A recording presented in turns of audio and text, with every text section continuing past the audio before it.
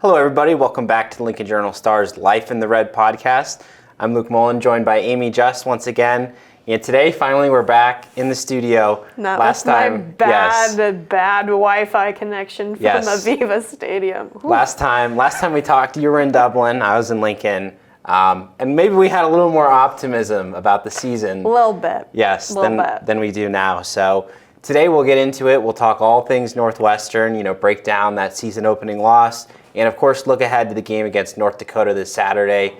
Talk a little bit about how the Huskers can recover. But first thing I want to hear from you, we touched on it a little bit last time, but tell me a little bit more kind of about the Dublin experience. What was just kind of the game day atmosphere that you got to see there? Yeah, it was pretty cool. So the media tribunal, as they called it over there, I know, kind of weird, was in the stands. Like, we didn't have a separate press box, so to speak. So we were out in the stands, very open air. It was mostly Northwestern fans around us, which was a little jarring at first because the stadium was mostly Nebraska fans, but there were clusters of Northwestern fans around us. But it was electric. It was mostly full, not completely, but mostly. And once the tills went down for concessions, it was even crazier when, you try to go out there and get like a water or soda or something. And you're like, oh, can't do that. So yes, the free beer was the thing that, caught the headlines. And it's what landed you on Fox halftime show. I know. Over 1 million views on Twitter. Yeah. If you haven't seen it yet, just a short video clip. 9 seconds of me like panning the crowd for the beer line. And so like it was just the beer line. So the way that concessions were there, it was all like alcohol was like at one side, and then everything else was at like your standard concessions on the other side. So what took off was the free beer, but it was free everything. I was just showing the beer line as opposed to the food, soda, water. And that line was super long too, because I was hungry and wanted to get some food. But alas, the line was too long for me to grab something. But yeah, it was like a halftime-esque line the entire time, because I would periodically run down and like check on it just to see if there had been any progress made, and nope, it still spanned the entire concourse, which was nuts. Yeah, pretty crazy. And that definitely caught headlines before the game produced the headlines, and we'll get into that. But obviously there were a lot of Husker fans that went out there.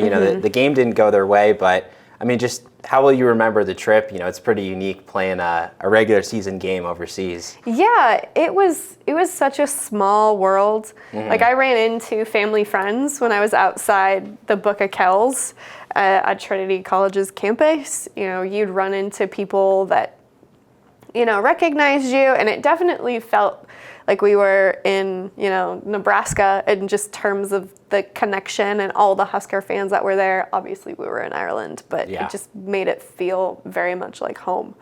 But yeah, I really enjoyed it. I know the result isn't what everybody wanted, but I had a good time. Yeah, I mean, a very, very unique setup, and obviously something that former athletic director Bill Moose, I mean, it took a couple years, obviously, to get all the logistics figured out. You dug into some of the transportation stuff, but obviously, I mean, it was a huge ordeal from, hotels to passports to everything. So good to finally see the other side of it, all those years of planning, and we come out the other end with the loss to Northwestern. So let's dig into it. Let's talk about the game a little bit.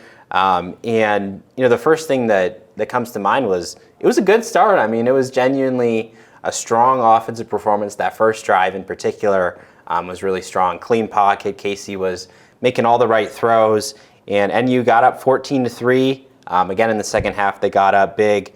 We look at that insane pass to Isaiah Garcia-Castaneda. That was the big highlight for a while, the big talking point until things changed.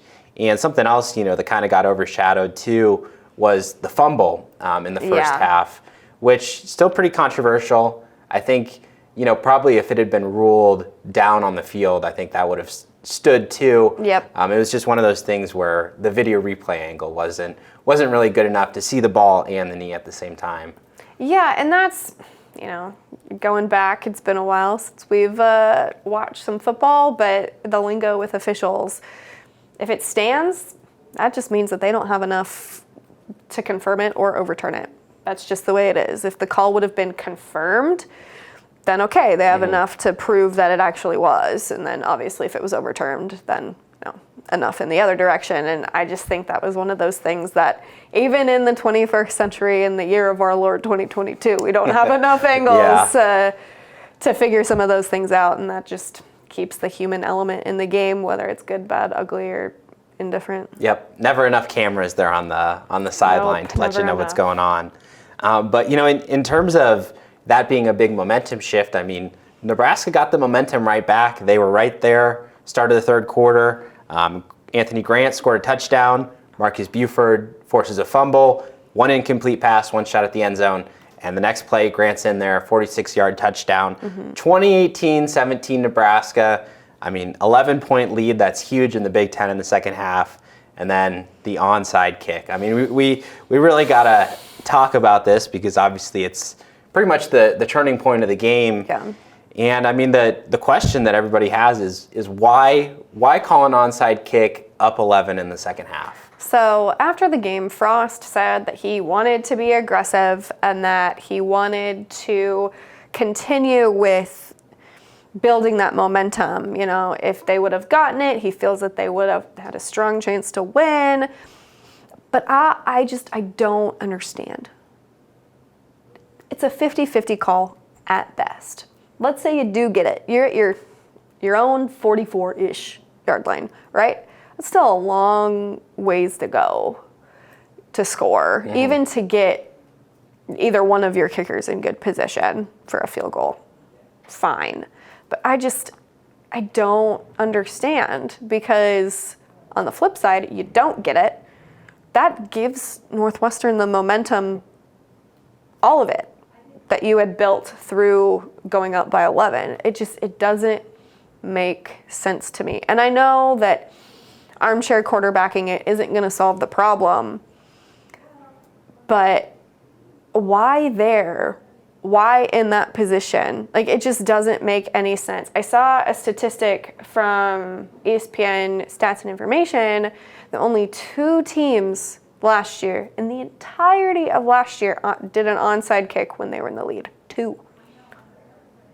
All year. And I don't remember what the results of those games were, but yeah, it's not something that happens very often. And when it goes against your favor, it can be game-changing, and it was in this case. Definitely. And I mean, Frost's explanation that, he was looking to kind of kill the game off. Well, I mean, there was, 25 minutes of football left. I think regardless of what you do, there was still plenty of football left to be played.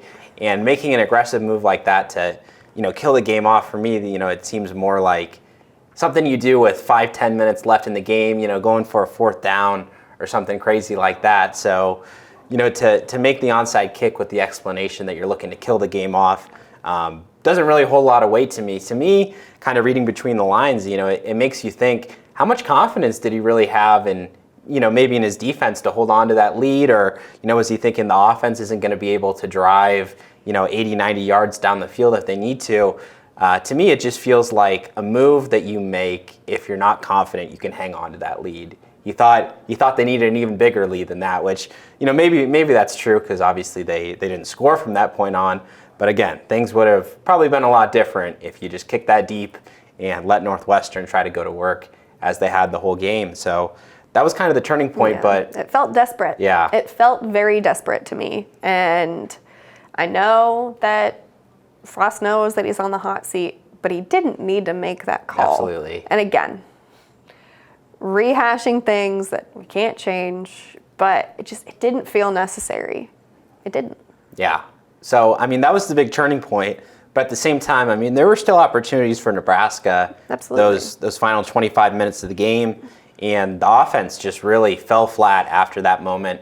4 punts, 2 interceptions to end the game. The run game really went missing after that Grant touchdown.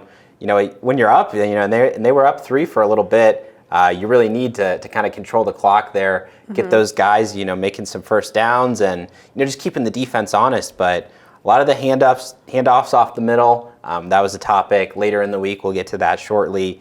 But, in terms of what Casey did too, I mean, he had such a great first half. The offensive line probably didn't give him the exact same amount of time in the second.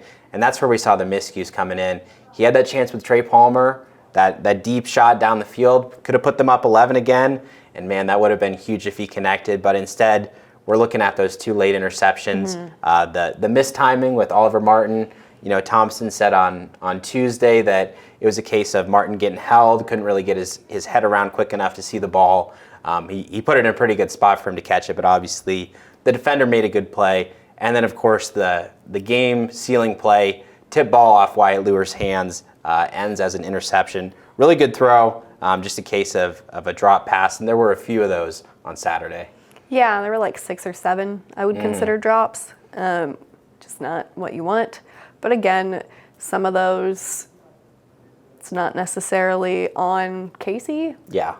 Some of them, need to work on positioning a little bit, and he admitted that. But it's just something that comes with reps and time, and I think they'll figure it out.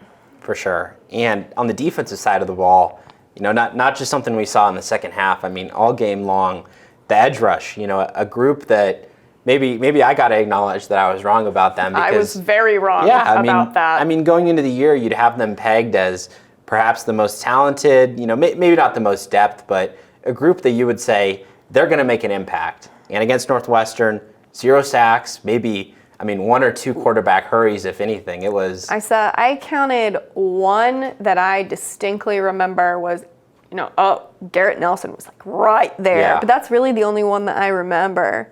But other than that, minimal impact there on Helinski.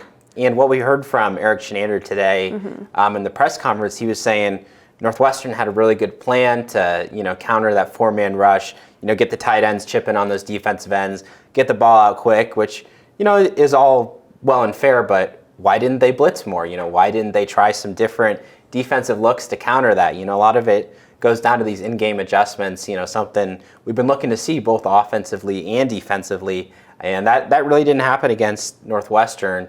But obviously it wasn't just the edge rushers. The interior defensive line, I think, really played a very poor game. That was kind of, I think, a catalyst for some of Northwestern's rushing success. They got to that second level very quick, and then you have the inside linebackers trying to cover a lot of ground to make those tackles. You have the secondary making a lot of different run stops, which is obviously not what you want from your defense. So, I think that was kind of the story of the game.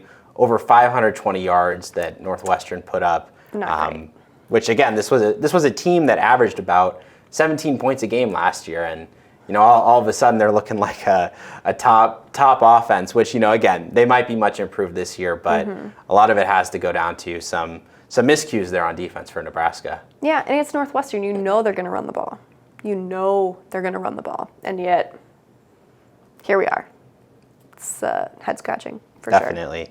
And I guess if we were looking at a positive, special teams was not the talking point other than that onside kick. Yeah. Pretty solid regardless. Punt, kickoff coverage seemed to do the trick, and Brian Buschini was kind of the standout there.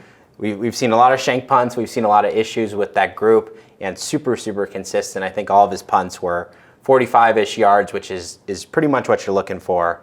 So that was a positive for sure. But it kind of got overshadowed a little bit. Obviously, a little bit of controversy in the post game, and should it be controversy? We'll see. But Scott Frost said we need to be more creative with the offensive play calling. Got to learn that in this league. And kind of the question was, is that a dig at offensive coordinator Mark Whipple, who took on the play calling duties? Was he just talking about the run game? We got a little bit more clarity on Tuesday. Frost said he didn't even really remember making those comments, which I'm not sure if that's the case.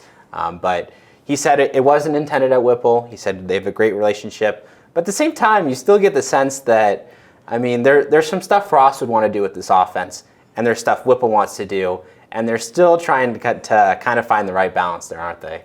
Yeah. I have not been around a coach who puts his foot in his mouth as much as Scott Frost does. It is what it is, having to clarify some stuff, not remembering what you say. Look, I get it, but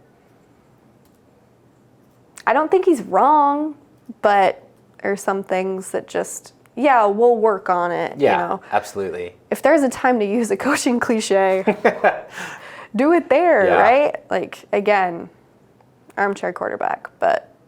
Definitely. But I mean, the reason why he made, a statement like that is that the run game was so poor in the second half.